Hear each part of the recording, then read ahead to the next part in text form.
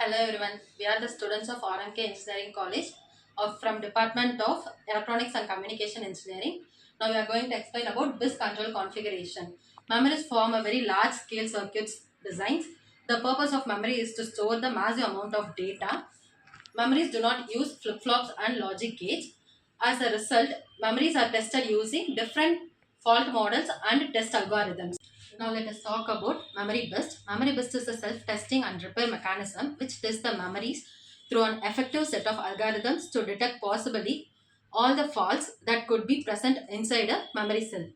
Next, memory cell. Next, memory bus controller architecture will be explained by Kartika.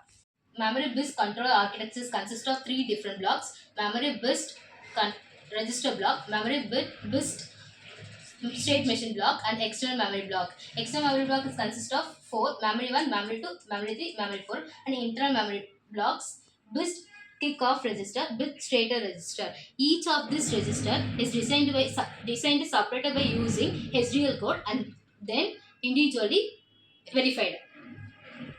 The BIS register is further classified into two registers, namely the BIS kickoff register and the BIS status register. The BIS kickoff register is used to kick off a state machine. The kickoff register acts as an input register, and it is a 32-bit register. Kickoff register's bits are programmed which will trigger the memory BIS controller and in turn performs the memory BIS controller algorithms.